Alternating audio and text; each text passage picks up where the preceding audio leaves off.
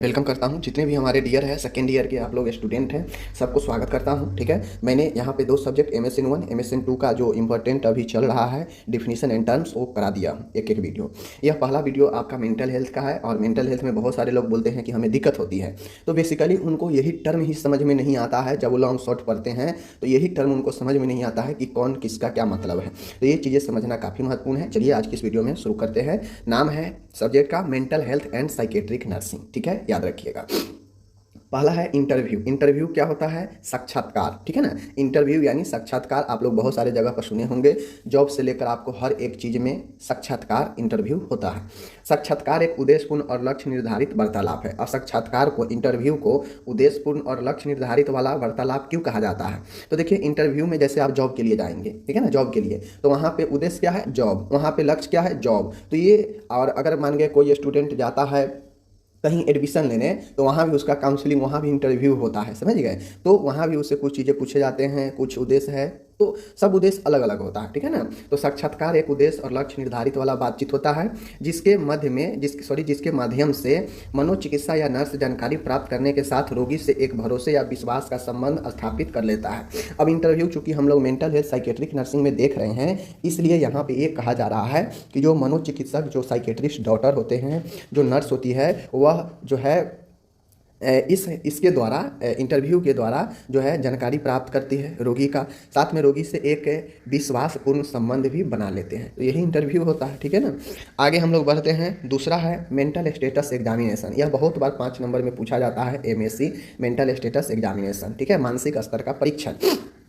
मानसिक स्तर का परीक्षण कहने का मतलब होता है कि यह किसी भी व्यक्ति का मानसिक स्तर क्या है, मेंटल लेवल क्या है, उसका चेक करता है, जांच करता है। ठीक है ना, तो देखिए, मानसिक स्तर परीक्षण एक रोगी की मानसिक स्थिति का मूल्यांकन करने की रूपरेखा है। मानसिक स्थिति मतलब समझ रहे हैं, वही मानसिक स्तर, आपका मन जो है किस स्थिति में है, सही है, गड़बड़ है या हल्का सा गड़बड़ है, इस स्थिति को जो है जांचने के लिए, मूल्यांकन करने के लिए एक रूपरेखा है। और वह रूपरेखा कौन है? मेंटल स्टेटस एग्जामिनेशन, जिसका प्रयोग MSc एक तरीका है जो मानसिक स्थिति को चेक करता है, रूपरेखा तैयार करता है कि किसका मन किस स्थिति में है। यह MSc बताता है, चूंकि MSc एक परीक्षण है, ठीक है, मानसिक स्तर का। अब ये MSc का प्रयोग करके जो मनोचिकित्सक होते हैं, जो साइकेट्रिस्ट डॉक्टर होते हैं, उनके द्वारा इंटरव्यू के समय, अब जैसे नॉर्मल तरीके से जो मरीज को MSc करवाना है वह इंटरव्यू, डॉक्टर उनका इंटरव्यू लेते हैं, और इसी इंटरव्यू के माध्यम से जो है, इंटरव्यू के समय ही जो रोगी होते हैं या जो व्यक्ति होते हैं, उनकी मानसिक एक्टिविटी, मेंटल एक्टिविटी को पढ़ते हैं, रीड करते हैं जो साइकेट्रिस्ट होते हैं। ठीक है, और वह रीड करके पता लगाते हैं कि व्यक्ति में इमोशन क्या, कैसा है लेवल, थॉट का लेवल क्या है, मूड का लेवल क्या है, कॉन्सेंट्रेशन का लेवल क्या है, मेमोरी का लेवल क्या है, जजमेंट पावर का लेवल क्या है, आदि इन सभी चीज़ों का मूल्यांकन किया जाता है। और जब ये सब चीज़ से आपको पता चल जाएगा, तो चूंकि ये सब मेंटल प्रोसेस है, मन में होने वाला एक क्रिया है, तो ऑटोमेटिक आपके मन की स्थिति का पता चल जाता है। तो यही MSc होता है।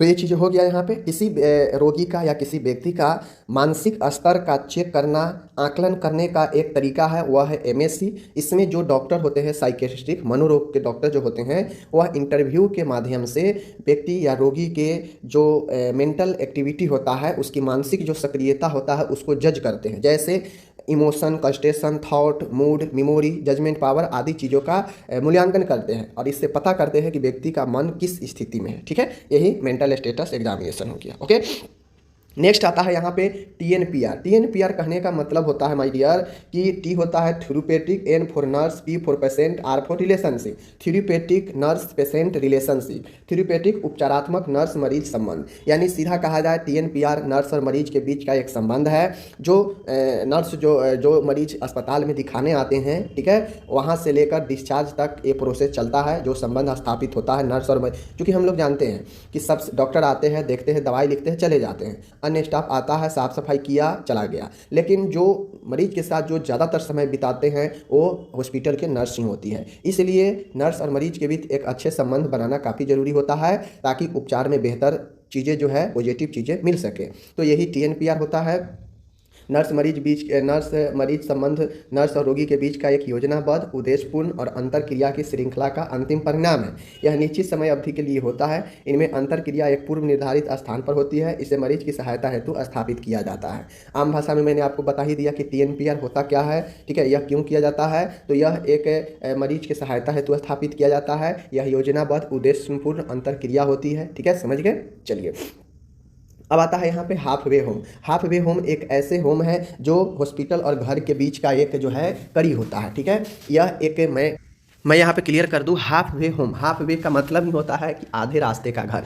आधे रास्ते का घर कहने का मतलब है कि हॉस्पिटल और मरीज के घर के बीच का जो कड़ी होता है, दोनों के बीच का जो कड़ी होता है, वही हाफ वे होम होता है। हाफ वे होम है जैसे मरीज ट्रीटमेंट हो चुका है, अब मरीज को जीवन जीने के लिए कुछ चीज़ें की आवश्यकता है, जैसे वह सही से निर्णय नहीं ले पा रहा है, ठीक है, वो अपने आर्थिक स्थिति सुधारने के लिए जो है कैसे क्या करेगा रोजगार के लिए, ठीक है। यह एक प्रकार से पुनर्वास होता है, रिहेबिलिटेशन सेंटर होता है, जहाँ पे व्यक्ति को उसके स्वास्थ्य लाभ में तो सुधार होता है, साथ में क्या होता है कि यह अपने जीवन में पुनः पहले के जैसे आ पाए, कुछ इनकम कर पाए, लोगों से अच्छे संबंध बना पाए अपने समाज में, समुदाय में। तो इसके लिए जो है ये हाफ वे होम में लोगों को रखा जाता है और यही हाफ वे होम होता है। यह हाफ वे होम जो होता है, यह मेन अस्पताल और मेन जो घर है रोगी का, उसके बीच का एक कड़ी होता है, जो एक रिहेबिलिटेशन सेंटर टाइप से होता है, जहाँ पे व्यक्ति को रखकर ट्रेनिंग दिया जाता है, ठीक है, समझ गए। नेक्स्ट आता है अपने यहाँ पे foster home. Foster home, halfway home, दोनों जो है आपको मैं बता दूं एक सेंटर ही है, ठीक है। तो ये मैं बता दूं, फोस्टर होम जो होता है यह आपको केंद्र का संचालन समाज सेवी संस्था करता है, ठीक है। यह अनुदान पर चलता है, ठीक है, जिसमें मानसिक रोग से ठीक हो रहे रोगी को केंद्र पर रखकर किसी परिवार द्वारा पारिवारिक वातावरण तैयार करके पोषण व भावनात्मक सहारा प्रदान किया जाता है। इस कार्य हेतु परिवार को आर्थिक भुगतान किए जाते हैं। फोस्टर होम बेसिकली होता है, यह भी एक सेंटर ही होता है जो सरकार के द्वारा या सरकार के जो समाज सेवी, समाज के सेवा करने वाला जो संस्था है उसके द्वारा यह चलाया जाता है सेंटर, ठीक है। यहाँ पे जो मरीज पहले मानसिक रोग से पीड़ित था, ठीक है, मानसिक रोग से पहले पीड़ित था, लेकिन धीरे धीरे वह ठीक हो रहा है, तो उसको अपने जीवन में वापस से लाने के लिए जो है आपको सिर्फ और सिर्फ दवाई ही महत्वपूर्ण नहीं है, ठीक है। मेंटल रोगियों को सिर्फ दवाई से ही आप ठीक नहीं कर सकते हैं, समझ गए, दवाई से उसे शांत कर सकते हैं।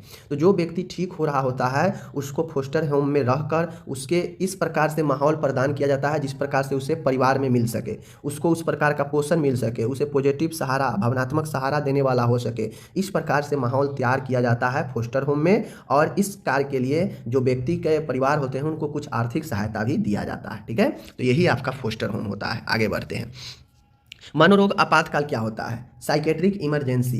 देखिए, मनोरोग आपातकाल कहने का मतलब है कि मानसिक रोग की आपातकालीन स्थिति वह अवस्था होता है जिसमें रोगी को तुरंत उपचार की आवश्यकता होती है। मनोरोग आपातकाल रोगी के भाव, विचारों व व्यवहार में परिवर्तन संबंधी व वातावरणीय कारकों की वजह से उत्पन्न होता है, ठीक है।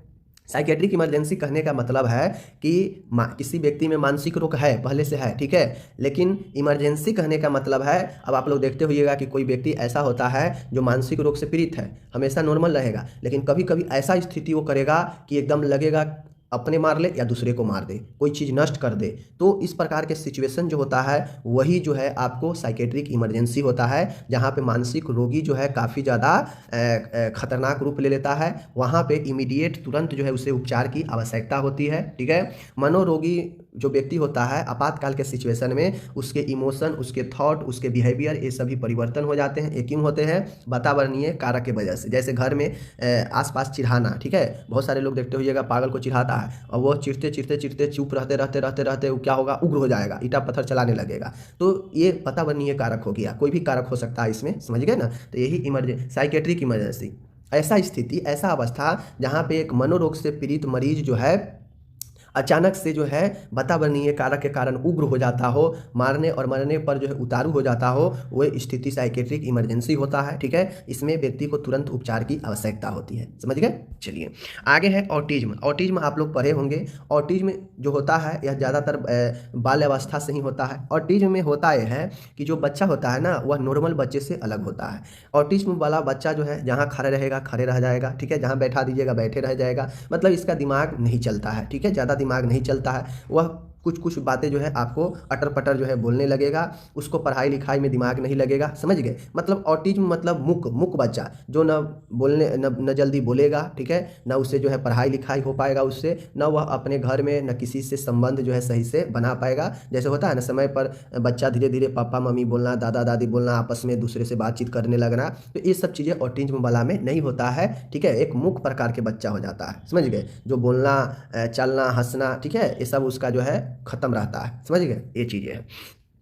सलाद क्या होता है? सलाद रोगी की ऐसी अवस्था जिसमें वह कुछ ऐसे शब्द व वाक्यों का प्रयोग करता है जिनके अर्थ स्पष्ट नहीं होते हैं। सलाद कहने का मतलब होता है, या साइकेट्रिक में एक भाषा है जिसमें कोई मानसिक रोगी है, ठीक है, जो ऐसे शब्द बनाएगा, ऐसे वाक्य बनाएगा जिसका कोई अर्थ स्पष्ट नहीं होता है, ठीक है, समझ गए। चलिए, सोमनाबुलिज्म, नींद में चलना, यह नींद से संबंधित विकार है। इसमें व्यक्ति नींद की अवस्था में चलने लगता है और जागने पर टकटकी लगाकर देखता है। वह प्रातः काल घटना के संबंध में कुछ याद नहीं होता है। नींद में चलना, सोमनाबुलिज्म का मतलब होता है नींद में चलना। और जो व्यक्ति, यह नींद से संबंधित विकार है, इसलिए यह नींद के समय ही होता है, ठीक है। जब व्यक्ति नींद में रहता है तो वह भटकते रहता है, चलते रहता है, ठीक है, लेकिन जैसे ही उससे नींद खुलता है तो वह टकटकी लगाकर देखता है कि जा, हम तो यहीं पर सोए हुए, हम तो इधर उधर चल रहे थे, भटक रहे थे, ठीक है, और सुबह में क्या हुआ उसको इस चीज़ का कोई याद नहीं रहता है। यही सोमनाबुलिज्म होता है, ठीक है। इकोलेलिया क्या होता है? शब्दानुकरण, तो अन्य व्यक्तियों द्वारा कहे गए शब्दों व वाक्यों की पुनरावृत्ति ही शब्दानुक्रम कहलाता है।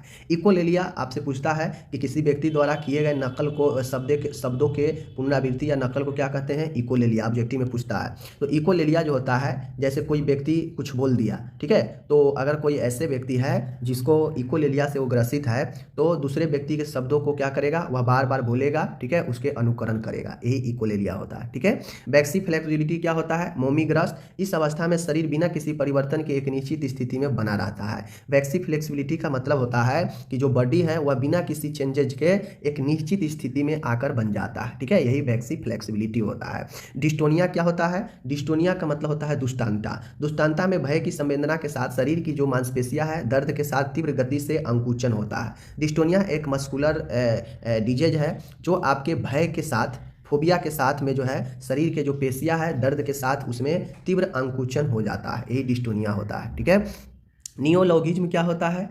व्यर्थ शब्द की रचना करना। तो नियोलॉगिज्म का मतलब होता है कि इस स्थिति में रोगी ऐसे शब्द व वाक्य बोलता है जो अर्थहीन होता है, वह उनका अर्थ सिर्फ उसे ही मालूम होता है। यह अधिकतर सिजोफ्रेनिया के रोगी में पाया जाता है। तो व्यर्थ शब्द की रचना करना, नियोलॉगिज्म का मतलब होता है कि जो मानसिक रूप से पीड़ित व्यक्ति होता है वह उस स्थिति में ऐसे ऐसे वाक्य या शब्द का रचना करेगा जो बिल्कुल अर्थहीन होता है, उसका कोई अर्थ नहीं होता है, उसका अर्थ सिर्फ उसे ही मालूम होता है कि वह क्यों यह बोल रहा है, ठीक है। और यह अधिकतर स्किज़ोफ्रेनिया के मरीज में पाया जाता है, समझ गए। स्किज़ोफ्रेनिया एक गंभीर मानसिक रोग है जो आप आगे पढ़ेंगे। तो इस प्रकार से मैंने आपको आज करा दिया। First video mental health and psychiatry का खत्म हो गया। तो चलिए मिलते हैं अगले वीडियो में, धन्यवाद।